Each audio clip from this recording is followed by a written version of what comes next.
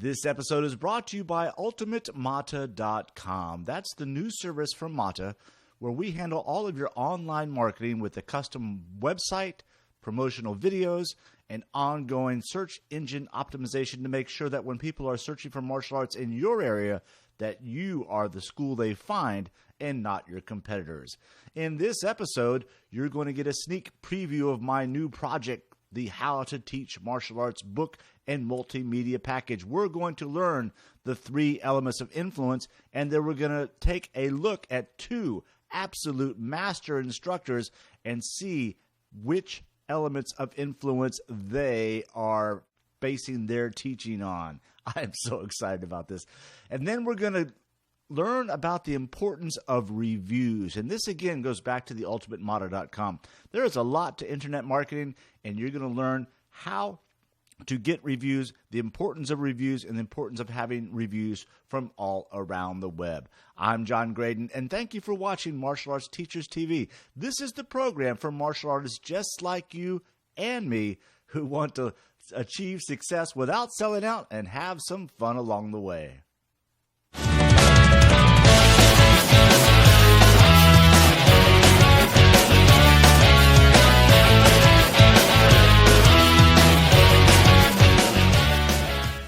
Before we dive into the 3 elements of influence, let's take a lesson from the great communicator himself. And all politics aside, there's no denying that Ronald Reagan was a fantastic communicator.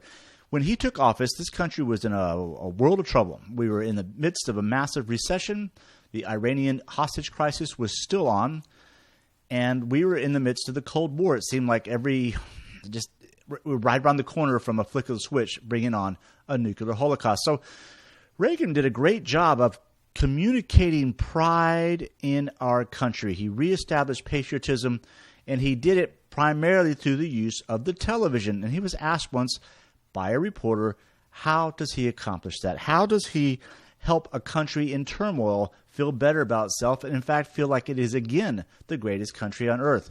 Now, I know if I'm asked a question like that, and many of my martial arts buddies would agree with this, is that we would go into a somewhat how-to presentation of how to present a speech, what to say first, what to say second, when to make the most powerful point, how to stack words, how to stack sentences and phrases and language patterns and all that kind of stuff. And maybe that's what separates the great communicator from the rest of us, because his answer was simply, I imagine that my 7-year-old grandson has fallen off his bike and hurt himself, and it's my job to make him feel better. And that just sums it up better than anything else we could ever say in terms of how to make a speech. And we're going to expand on why this is so powerful as we review or learn the 3 elements of influence. And we've taken a class in speech making. You know, this comes from the Greek ethos, logos, and pathos. And those are essentially this. Ethos is the credibility of the speaker. Is this someone who knows what they're talking about? Does this person have integrity, and are what they're describing for, or is what they're describing for us to do, the action they want us to take, ethical? Essentially, does this person walk the talk, and does this person walk the walk? The second element is logos, as you can imagine, is the logic. Does this make sense? And for martial artists, we get into this technical explanation. It's interesting to remember this. When our first generation of Americans started training in martial arts, it was typically at a military base in an area where the English was not the first language, obviously. So they were learning from Koreans, Japanese, Okinawans, Chinese. And often these instructors spent little, if any, time explaining the technical nuances of a technique. But many of us now, as we're 4 or 5 generations in, most of us get bogged down in the technical aspect of teaching. For instance, if you're teaching sidekick, sidekick, bring your knee to your chest, aim your heel at your target, kick straight out while you pivot 90 degrees and roll your hip over and keep your elbows up and keep your shoulders up and look directly at your target. And we get bogged down in the technical area, and we have to have these technical specifications in order to make a clean technique. But if you stay there, you run the risk of becoming dry. You become Instructor Spock. And it's very difficult to get motivated about logic. It's very difficult to get motivated about the technical aspects of a technique. Though it's important, it has to be part of our communication process and not our mainstay. The third area, of course, is pathos, and this is when we bypass logic and we get to the subconscious mind. We get to the heart, we get to the emotion. And when you teach from a platform or strategy of using ethos or pathos and making this more emotional connection, we're far more powerful, we're far more compelling. When Reagan said, or told us that little story about his 7-year-old, that bypassed the logic mind and immediately, instantly communicated in one sentence what many of us would have taken paragraphs and paragraphs to explain. So when you make this connection, you're bypassing the logical mind. I want you to imagine this. The human mind does not know the difference between what is real and what is imagined. Otherwise, you would never be able to watch a movie because you know it's 24 frames a second flashing on a screen, played by actors, and you would never get that emotional connection. You would not be able to watch television. You wouldn't enjoy a book. So the pathos, making the connection, is not making a logical connection. It's bypassing that logic and connecting with the heart. So here's a great example. Going back to sidekick, my instructor was jumped by 5 guys. Using only sidekick, he killed one, put 2 in the hospital, and the other ran away terrified. Now, let me tell you what, gang, this is a story that was taught to me or told to me by my instructor, Joe Lewis. And when he told me that, I said, whoa, get out of here. Of course, Lewis is known for his devastating sidekick. So that really inspired me to go back to my technique, the logos, and work hard on that technique. But it was this, making that emotional connection that bypassed the logic. And now let me say this. If I'm at a school I don't know and some guy in front of the class, some brown belt or some black belt, tells this same story, what's missing? The ethos. The guy doesn't have the credibility of a Joe Lewis. I don't know who this cat is. He could be making it up. So my logic mind is going to be saying, nope, I'm not so sure about that. But because it's someone like a Joe Lewis, when he says it, bang, bypasses logic mind, and the subconscious mind accepts it as real. So those are the 3 connections. Again, the idea is we want to penetrate that conscious mind to get to the subconscious. That's where you really store all the power in communication. That's where you really store all of the power in your mind. And I just always thought this was such a great illustration of how the mind really works. The conscious is it's the surface. The subconscious is where all the power lies. So we're going to do a really interesting drill here. Ethos, as you know, is about credibility. Pathos is an insider story or something that helps get past the technical and make it an emotional connection. And logos, of course, is how we're going to do it. So for me, when I'm teaching, ethos, I imagine, is pretty established. I wouldn't be in front of the class. They wouldn't be enrolled with me if they didn't think I knew what I was talking about. So I will typically start with pathos. I'll tell a story or I'll tell something about it or make an analogy or a metaphor that makes the technique more than just a technical execution. Then we'll go into the techniques of it. Okay, here's what we're going to do. This is called the round kick. The reason we do it is we go around the front technique, and it's really great because you can do this, you can do that. It's very exciting. It's a cool kick, and it's a lot of fun. And I get them emotionally excited about learning it. Then I go into the techniques. Okay, you're going to raise your knee up 45. We're going to roll the hip over. And then I bounce back and forth. So now I'm working with the class. I'll be saying, okay, get that knee up. Good. That's logos. That's just the technical part. That's better. That's better. Boy, can you feel the power of that? Feel that kick.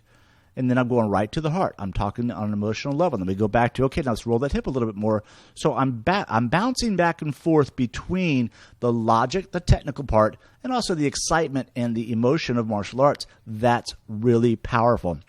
Too many of us stay in the technical part.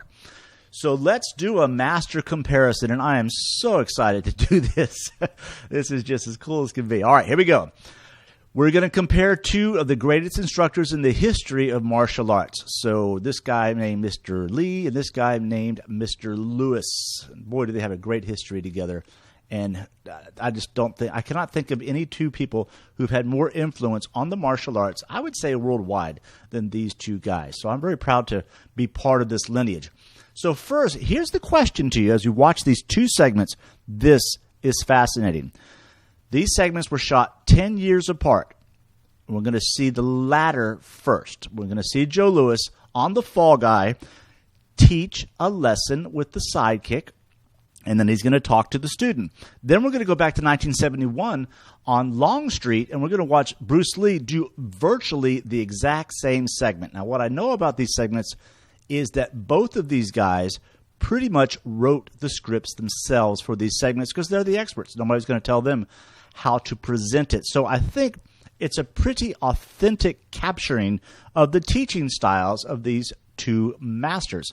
So ethos, I think they're pretty established. I don't think we have to concern ourselves with the credibility. Holy cow, they're historic legends.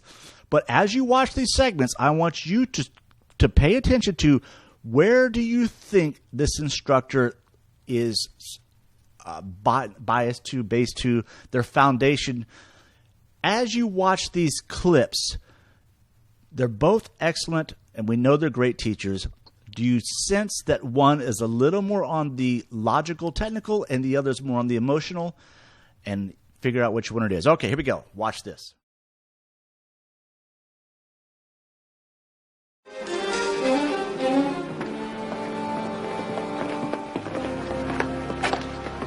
Hey, Joe. Hey, how you doing? How you doing? Good to see you. Well, Howie, Jody, you're looking at the full contact karate champion of the world, Joe Louis. A full contact champion? Is this the advanced student you called me about, Colt? Yep. I thought you were going to teach me, Colt. Hey, kid, I'm getting too old, too lazy, and too tired to have to teach you everything you need to know. So I figured I'd let the guy that taught me teach you. How much does he know, Colt? Well, I don't know, but I hope you've cleared a lot of your time. I'll finish my beer. You show him, Howie. I just want to start off with a simple, basic principle of distancing, just to see if we kind of come from the same school, okay? I went to all the schools, so that's no problem. Okay. We have 3 separate distances. Now, notice from this distance, basically all I can do is maybe something like judo throws, jiu-jitsu arm locks, chokeholds, things like inside grappling. Then, next we have the outside distance line. From here, basically all I can do is maybe stuff like that. Got it? Fundamental. All right, let me check, see what kind of power you got in your kicks. All right? Okay. Colt, can you throw me that focus pad? Sure. Yeah. I just want you to hit me as hard as you can with your best kick. Lots of power, okay? I hope you're ready for this.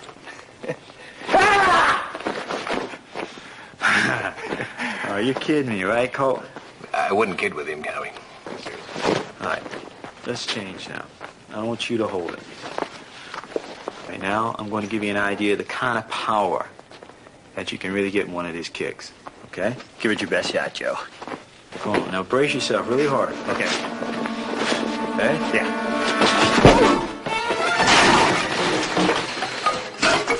Jody, I think I'm going to need a six-pack. See? Huh? It's speed, right? It's not weapons. Now, weapons aren't important. The thing that's important is you. Excuse me. All right?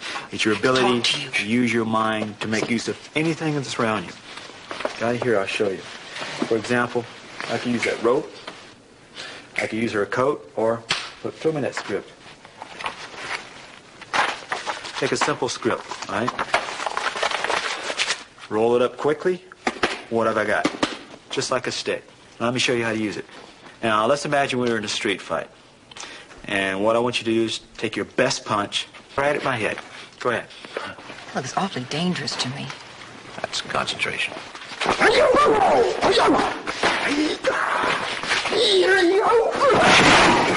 it was dangerous. All of this is dangerous. Okay? What kind of security can you really get working as a stunt?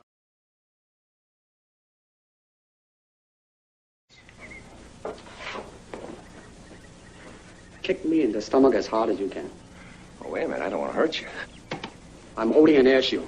Come on. Drive right through it, won't I? I'll risk it. Okay.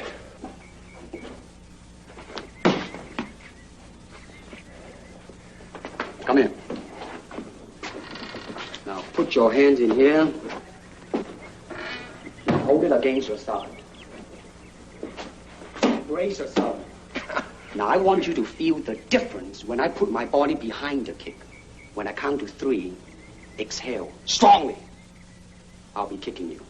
Okay. Can you stand behind him? Who's there? Who is that? It's me, baby. Just in time to pick up the pieces. Ho, ho, ho. You ready? Ready. 1, 2, 3. Hey, hey!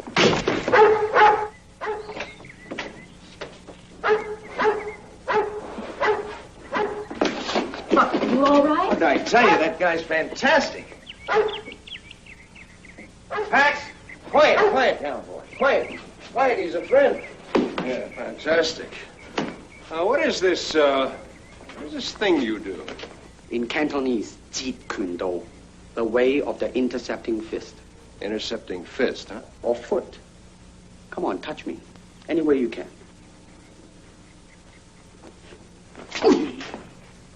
You see, to reach me, you must move to me. Your attack offers me an opportunity to intercept you. In this case, I'm using my longest weapon, my sidekick, against the nearest target, your kneecap. This can be compared to your left jab in boxing, except it's much more damaging. I see. Well, speaking of a left jab... Oh, this time I intercept your emotional tenseness. You see, from your thought to your fist, how much time was lost. Not much. Yeah, Lee's gonna teach me all this. I cannot teach you, only help you to explore yourself, nothing more. How cool was that? Okay, you tell me, which one was the technical teacher? Which one was the more emotional, philosophical teacher? I'll be back next show with my analysis.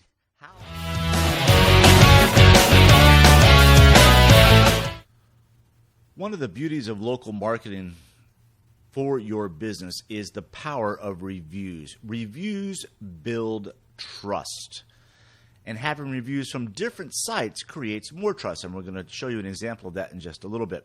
You want to have as many reviews as your competitors. So always keep an eye out by doing searches for your area and your business or your service so that you can find out who the top competitors are and get a sense of what their reviews are saying.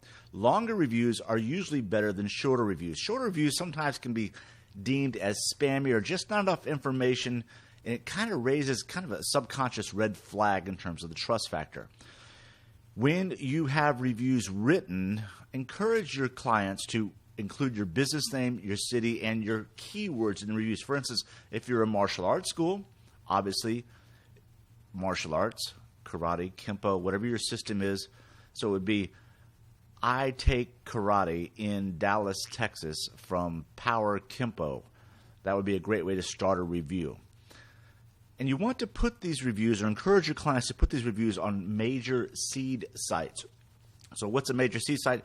Open the places listing, the Google Places listing on your top competitors.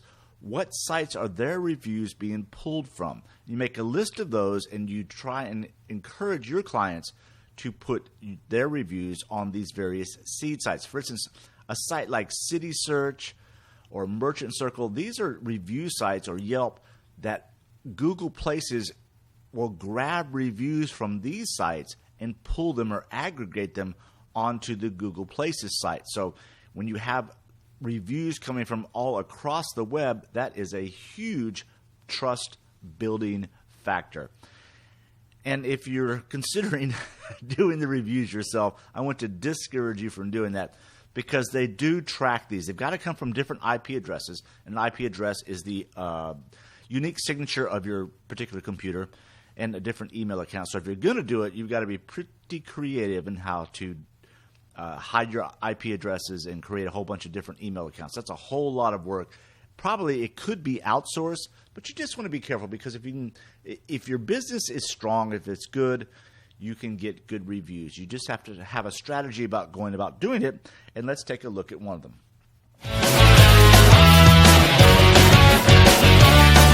Your book. I want you to fill out your manuals. And the biggest thing you can do for us, are you enjoying the program? Sure. Go to Google. Look up Cobra Defense. There's a business title, Cobra Defense System. Rate us. Right now it has 1 rating. Chris Sutton's Martial Art and Fitness has the most online right now. Everyone keeps putting ratings on that one. Cobra Defense they're two different businesses. So pump that up. All you do is roll 5 stars. You type something good about your training experience, because there's people out there that are still learning backwards, the wrong way, in every way but how they should learn. There's a lot of good programs out there, but if you want them in the Cobra program, you as a student have to speak to them, because people read those reviews. Jump on Facebook, Cobra Defense International, Chris Sutton's Martial Art and Fitness, Chris Sutton. Get on there, talk about the program. Get on Yahoo, talk about the program. It's free for you to do. It really helps us. And if you print out your review on Google and bring it in, I will give you a free shirt. It's that simple. All right? Have a good weekend, guys. Clap it up on 3.